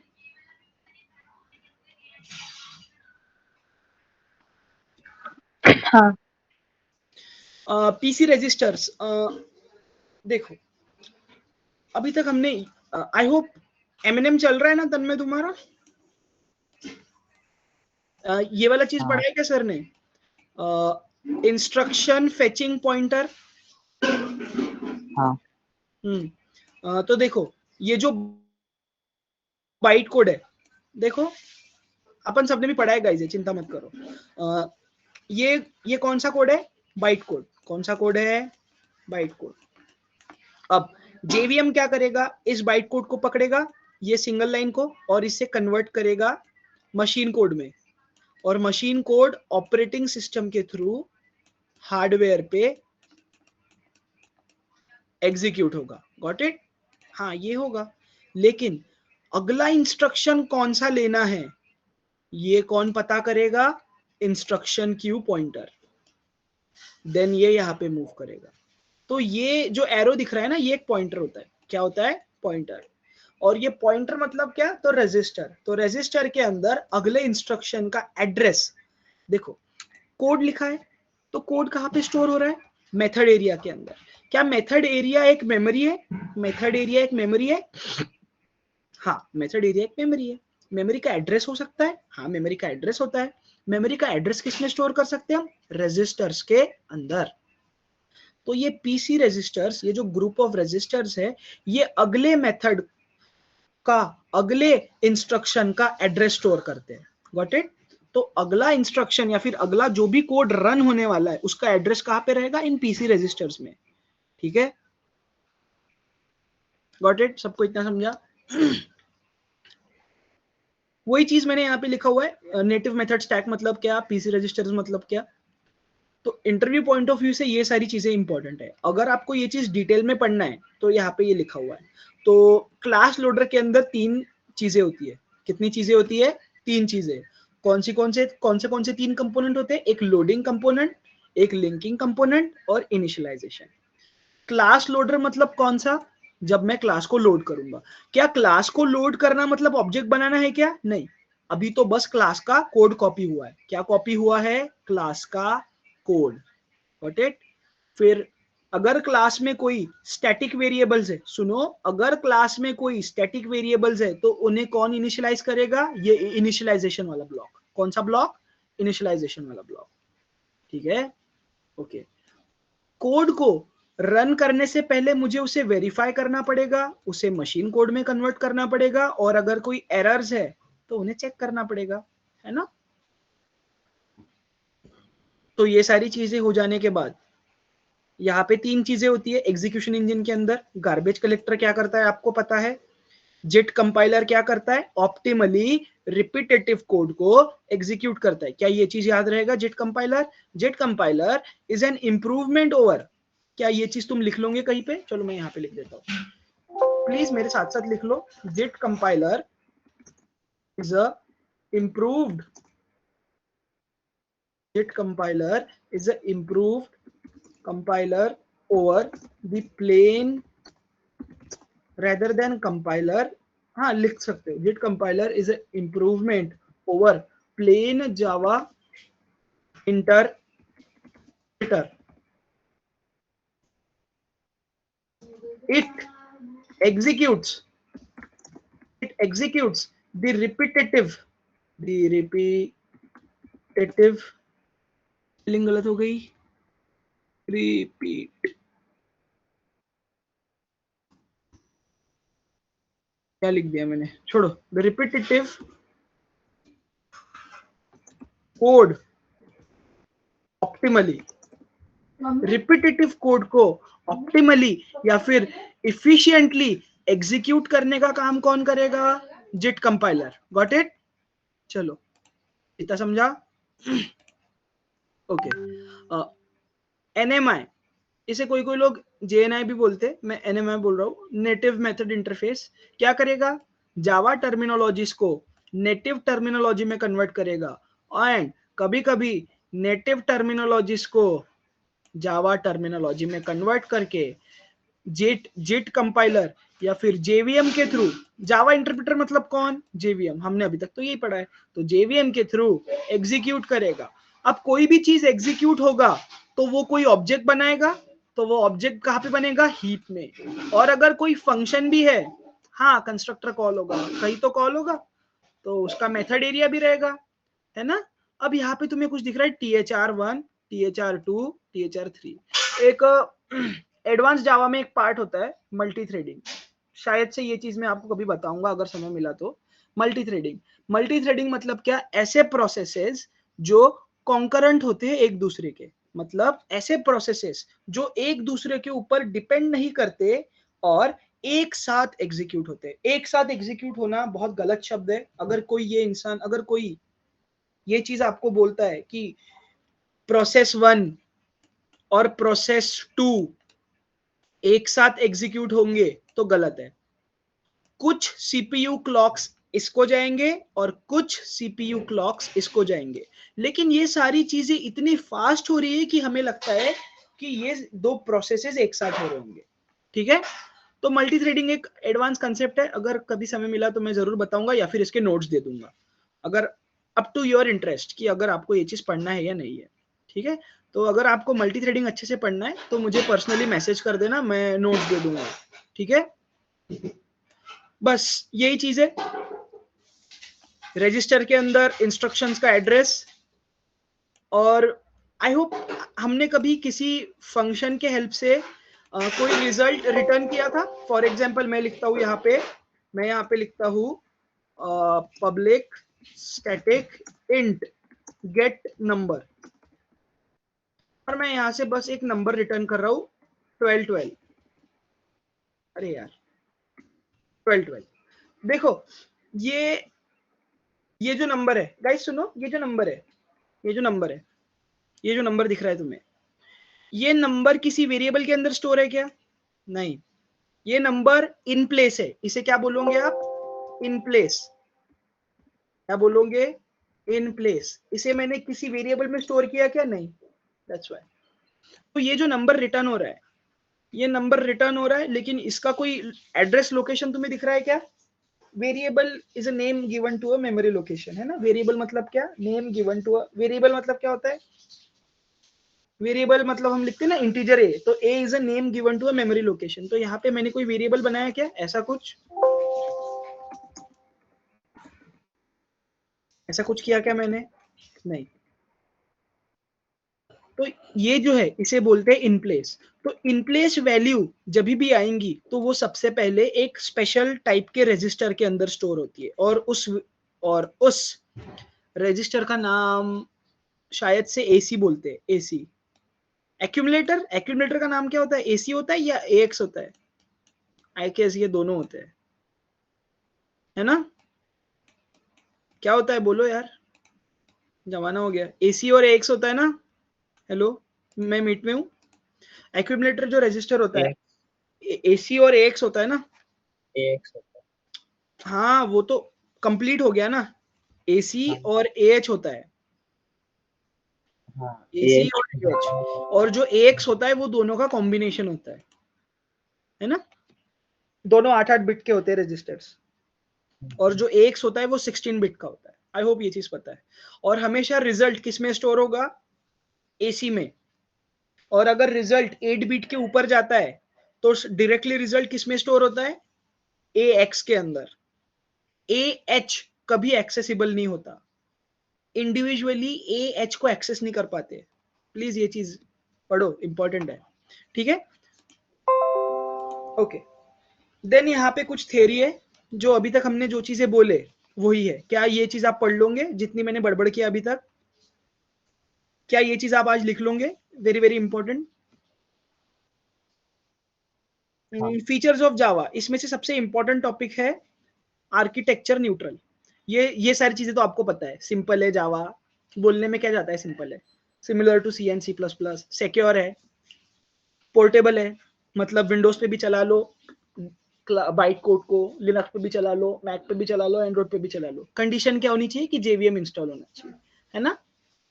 और Java is object oriented programming language. Java robust है, robust मतलब strong. Errors अगर आते हैं run time में तो जावा एक चीज हमें प्रोवाइड करता है, एक्सेप्शन हैंडलिंग।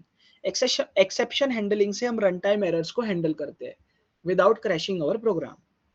ठीक है, इसमें से सबसे इंपॉर्टेंट टॉपिक है आर्किटेक्चर न्यूट्रल।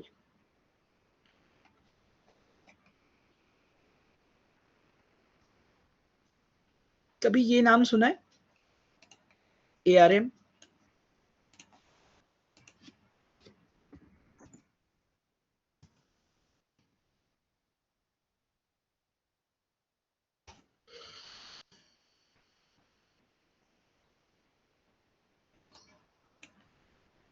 ये नाम सुना है कभी? ARM?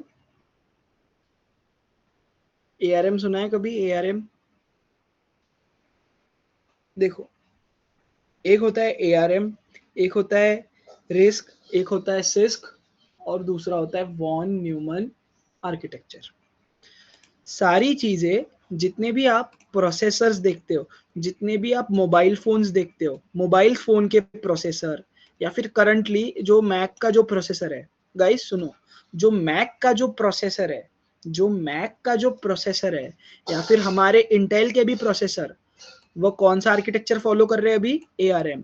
ARM का फुल फॉर्म है advanced reduced instruction set computer. देखो, और कोई कोई इसे बोलते हैं एकॉर्न रिस्क मशीन। अब मशीन क्यों? A स्टैंड्स फॉर एडवांस्ड या फिर एकॉर्न, और ये जो R है ये खुद में ही एक एक्रोनिम है, और वो एक्रोनिम क्या है? ये वाला, ठीक है, reduced instruction set computer machine. तो ये वाला जो आर्किटेक्चर है, आर्किटेक्चर मतलब क्या? कंपोनेंट्स या फिर हार्डवेयर को किसी एक पर्टिकुलर लॉजिकल अरेंजमेंट में कनेक्ट करना, ताकि वो एक दूसरे को इफिशिएंटली यूटिलाइज कर पाए। तो उस लॉजिकल अरेंजमेंट को ही कहा जाता है आर्किटेक्चर। ये देखो, कहा गया, देखो, ये एक कंपोनेंट है, ये एक कंपोनेंट है, ये एक कंपोनेंट है, ये एक कंपोनेंट है, ये एक कंपोनेंट है। इनको कुछ लॉजिकल स्ट्रक्चर में अरेंज किया है, कुछ अलग तरीके से वायरिंग की है, कुछ अलग तरीके से पोर्ट से ज्वाइन किया है, ताकि ये बाई डायरेक्शनली कम्युनिकेट कर पाए इससे इससे इससे, ताकि ये जो पूरा सिस्टम है ये खुद को इफिशिएंटली यूटिलाइज कर पाए, ऑप्टिमली फास्ट तरीके से। तो उसी चीज को कहा जाता है architecture. But it, I don't know why लोग बताते क्यों नहीं आर्किटेक्चर, बट हाँ, ये इंपॉर्टेंट है। तो आप जितने भी आपके मोबाइल डिवाइसेस, लैपटॉप्स देखते हो, वो कौन सा आर्किटेक्चर फॉलो करते हैं? वो फॉलो करते हैं वॉन न्यूमन आर्किटेक्चर। कौन सा आर्किटेक्चर फॉलो करते हैं? Von Neumann architecture. देखो मैंने यहाँ पे लिखा हुआ है, सबसे ज्यादा कॉमनली यूज होने वाला कौन सा आर्किटेक्चर है? Von Neumann architecture. क्या मैंने कभी आपको basic block diagram of computer पढ़ाया था? आई होप मैंने ये चीज आपको पढ़ाया था। ALU होता है कंट्रोल यूनिट, मेन मेमोरी, ये डायग्राम हमने कभी पढ़े थे? यहाँ पे आउटपुट डिवाइसेस, इनपुट डिवाइसेस। तो ये नोट्स एक बार, तो वो नोट्स में जाके जो भी आपने लिखे होंगे वो नोट्स, तो वो नोट्स में जाके नीचे में क्या डाल दोगे आप? Von Neumann architecture. अगर ये चीज मैंने शुरुआत में पढ़ाई होती तो बहुत प्रॉब्लम गया रहता, लेकिन अभी आप इतने मैच्योर हो चुके हो कि आपको ये चीज पता है। तो ये जो कंपोनेंट्स का जो अरेंजमेंट है, उस अरेंजमेंट को कहा जाता है वॉन न्यूमन आर्किटेक्चर। लेकिन ये तो हो गया ऊपर ऊपर से CPU कंपोनेंट्स का। CPU, जो बड़ा CPU होता है ना, हार्डवेयर CPU, हार्डवेयर का अरेंजमेंट, आउटपुट डिवाइसेस दिखे थे, CPU दिखा था, मेमोरी दिखी थी, इनपुट डिवाइसेस दिखे थे। हाँ, तो ये सारे हमारे कंप्यूटर्स, सारे हमारे कंप्यूटर्स या फिर हार्डवेयर वाली चीजें जो भी है, वो सारी चीजें कौन सा आर्किटेक्चर फॉलो करती है?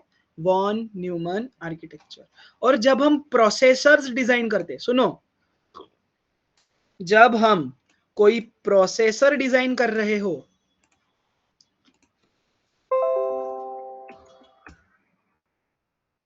अब कौन सा आर्किटेक्चर फॉलो करते हैं? ये वाला आर्म, है ना? तो देखो, मैं तुम्हें कहा दिखा सकता हूँ, Intel prepares to make ARM chips. देखो ये वाली भी वीडियो देख सकते हो, बढ़िया है, ज्यादा पुरानी नहीं है। अभी इंटेल भी करंटली शिफ्ट होने वाला है आर्म चिप्स पे। आर्म चिप्स मतलब क्या? Advanced reduced instruction set computer machine. तो ये आर्किटेक्चर जो होता है, आई गेस मैं दिखा पाऊंगा आर्म आर्किटेक्चर। आ जाओ, इमेजेस में मिल जाएगा हमें। ये जो आर्किटेक्चर है देखो, कंपोनेंट्स किसी स्पेशल मैनर में अरेंज हुए हैं। तो ये जो अरेंजमेंट है of components is nothing but architecture. और जिस तरीके से अरेंज हुए हैं वो कौन सा तरीका है? आर्म। देखो तुम्हें यहाँ पे कुछ प्रोसेसर दिख रहे हैं, ये पाइपलाइनिंग दिख रही है। आई होप ये पता है तुम्हें PIO क्या होता है, SRAM क्या होता है, EBI क्या होता है, फ्लैश मेमोरी क्या होता है। मेमोरी कंट्रोलर मतलब इधर रीड राइट ऑपरेशन, इधर रीड होगा या फिर राइट होगा, और उस चीज को कंट्रोल करने वाला कौन? Memory controller. ओके, प्रोसेसर के साथ कम्युनिकेट करना है, लेकिन प्रोसेसर कौन सी लैंग्वेज समझता है? बाइनरी। तो ये जो वोल्टेज रेगुलेटर है, ये वोल्टेज रेगुलेटर क्या करेगा? जो भी वोल्टेज आएगा उसे ट्रिकीली 0 वोल्ट और 5 वोल्ट को लॉजिक 0 और लॉजिक 1 में यूज करेगा, क्योंकि प्रोसेसर को क्या समझता है? बाइनरी। प्रोसेसर को समझते हैं बिट्स, है ना। तो मान के चलो कि अगर ये प्रोसेसर 32 बिट्स का है, तो यहाँ पे वोल्टेज रेगुलेटर से 32 पिन्स कनेक्टेड होंगी इससे, और हर एक पिन पे मान के चलो ये वोल्टेज रेगुलेटर कुछ अलग अलग आउटपुट भेज रहा है। कभी यहाँ पे 0 वोल्ट, कभी यहाँ पे 5 वोल्ट। तो वो 0 वोल्ट कन्वर्ट हो जाएगा 0 में, और 5 वोल्ट कन्वर्ट हो जाएगा 1 में। तो ये ट्रिकली ये सारी चीजें यूज कौन करेगा? यूटिलाइज कौन करेगा? वोल्टेज रेगुलेटर, है ना। और ये जो JT टैग स्कैन होता है, ये बेसिकली क्या करेगा कि अगर इनपुट डिवाइसेस से कोई डेटा आ रहा है तो सबसे पहले उसे सीरियलाइज करेगा, ट्रांसपोर्टेबल डेटा को ऑब्जेक्ट वाले डेटा में कन्वर्ट करेगा, और वो डेटा को एग्जीक्यूट कौन करेगा? प्रोसेसर। अगर मान के चलो कि मैंने यूजर से कुछ डेटा डाला, और वो डेटा, अगर वो डेटा मान के चलो वो डेटा मुझे सेव करना है किसी फाइल के अंदर, तो मेमोरी कंट्रोलर के थ्रू मान के चलो वो राइट ऑपरेशन है, तो रैम से डेटा मेमोरी में जाएगा, समहाउ यहाँ कहीं गया। फ्लैश मेमोरी, ये वो मेमोरी होती है जो कंप्यूटर बंद हो जाने के बाद रीसेट हो जाती है, ठीक है। कोई ऐप खोल दिया, वो कहाँ पे आ जाएगा? फ्लैश मेमोरी, कैश मेमोरी, ठीक है। ये कुछ चीजें हैं। यहाँ पे इथरनेट मैक मतलब ये वो हार्ड कोडेड कोड होता है, जो कि जब मैं यहाँ पे नेट कनेक्ट करूंगा तो नेटवर्क एडेप्टर एक्टिव हो जाएगा। ओके, और ये यूसार्ट क्या होता है आपको पता चल जाएगा जब आप पढ़ोगे। इसे क्या बोलते हैं यार? यूसार्ट को क्या बोलते हैं? यूनिवर्सल सिंक्रोनस समथिंग कुछ तो भी होता है। ये पॉइंटर होता है, two line interface. I think ये वाला भी चीज कुछ होता है। आई गेस इतना आपको समझ गया ARM क्या होता है ना। सबको इतना समझा ARM, कुछ अलग से एक्सप्लेन करने की जरूरत नहीं है ना। हेलो, बाकी बोलो। इतना ARM समझा क्या? वॉन न्यूमन अपन पढ़ चुके हैं। वॉन न्यूमन, वही basic block diagram of computer. ARM समझा तुम्हें? हाँ स्टैंडर्ड स्टैंडर्ड मोबाइल्स के जो भी प्रोसेसर्स होते हैं, और करंटली एप्पल ने भी जो लैपटॉप्स के लिए जो प्रोसेसर बनाते हैं, वो कौन सा आर्किटेक्चर यूज कर रहे हैं अभी? ARM। कौन सा? ARM। और ARM के ये कुछ और उसके पुराने वाले आर्किटेक्चर्स, एम्बेडेड आर्किटेक्चर, ये सिस्क, ये भी बहुत पहले यूज हुआ जाता था, complex instruction set computer. Currently सबसे ज्यादा जो यूज होते हैं वो होता है वॉन न्यूमन और आर्म, ठीक है। अब JVM को फर्क नहीं पड़ता कि आर्किटेक्चर कोई भी हो। JVM मतलब जावा इंटरप्रेटर को फर्क नहीं पड़ता। अगर तुम इन आर्किटेक्चर्स में, आर्म में, रिस्क में, सिस्क में, एम्बेडेड में, या फिर वॉन न्यूमन में समहाउ तुमने अगर JVM को इंस्टॉल कर लिया, तो क्या तुम जावा कोड को रन कर पाओगे? हाँ। तो अगर आपने इन सारे आर्किटेक्चर्स में, इन सारे हार्डवेयर, अगर आपने किसी हार्डवेयर में JVM को इंस्टॉल कर लिया, रिगार्डलेस वो जो भी आर्किटेक्चर फॉलो करते हैं, तो आप जावा कोड को रन कर पाओगे। तो क्या जावा इज आर्किटेक्चर न्यूट्रल? कोई भी रहने दो आर्किटेक्चर, अगर तुम वहां पे JVM इंस्टॉल कर सकते हो, इसका मतलब तुम जावा कोड को रन कर पाओगे। Got it? सॉरी मैंने बहुत ज्यादा समय ले लिया, किसके लिए? आर्म समझाने के लिए। समझाने की जरूरत नहीं थी, लेकिन ठीक है, ठीक है, इतना समझा तुम्हें। अब वही यहाँ पे मैंने हाई परफॉर्मेंस वाला ये एक चीज क्यों, क्योंकि JVM के पास एक JIT कंपाइलर है, जो रिपीटेटिव कोड होता है उसे एक ही बार मशीन कोड में कन्वर्ट करके बार बार एग्जीक्यूट करना परवड़ेगा। हाँ, तो ऐसे कुछ ऑप्टिमाइजेशन कौन करेगा? JIT compiler. JIT मतलब क्या? Just in time compilation. दो टाइप के कंपाइलेशन होते हैं। एक होता है AOT means ahead of time, और JIT मतलब जस्ट इन टाइम, ठीक। डिस्ट्रीब्यूटेड कंप्यूटिंग मतलब क्या? मान के चलो एक ग्रुप ऑफ कंप्यूटर्स कनेक्टेड है, अगर इस कंप्यूटर पे एक जावा का कोड चल रहा है और उस करंट रनिंग प्रोग्राम को मुझे यहाँ पे रन करना है, तो ये जावा के थ्रू पॉसिबल है, ठीक है। तो उसी चीज को कहा जाता है डिस्ट्रीब्यूटेड कंप्यूटिंग, उस चीज को कहा जाता है डिस्ट्रीब्यूटेड कंप्यूटिंग, ठीक है। तो डिस्ट्रीब्यूटेड कंप्यूटिंग हम अचीव कर सकते हैं ईजेबी, स्प्रिंग और स्प्रिंग बूट के हेल्प से। ईजेबी का फुल फॉर्म है एंटरप्राइज जावा बीन। ये एक फ्रेमवर्क है। A framework is nothing but a group of classes provided by some community, ठीक है। तो ये एक ओल्ड टेक्नोलॉजी है जो बहुत पहले यूज की जाती थी, अभी करंटली यूज की जाती है स्प्रिंग। क्या यूज किया जाता है? स्प्रिंग। करंटली सबसे ज्यादा, अगर आपको इस प्रकार का कोई एप्लीकेशन बनाना है जो मल्टीपल कंप्यूटर्स के साथ कम्युनिकेट करके रन हो सके, जो मल्टीपल कंप्यूटर्स सर्वर के साथ कम्युनिकेट करके रन हो सके, तो ये पॉसिबल है जावा के थ्रू। और कौन से फ्रेमवर्क यूज होते हैं? स्प्रिंग और Spring boot. Spring boot spring के ऊपर ही बना हुआ है, स्प्रिंग बूट स्प्रिंग के ऊपर ही बना हुआ है, ठीक है। जो चीजें हमें स्प्रिंग में कॉन्फ़िगर करनी पड़ती है वो स्प्रिंग बूट हमें बनी बनाई हुई देता है, बस, बाकी कुछ फर्क नहीं है। तो एंटरप्राइज लेवल, ये जो एप्लीकेशन दिख रहा है तुम्हें, इसे बोला जाता है एंटरप्राइज एप्लीकेशन। क्या बोला जाता है?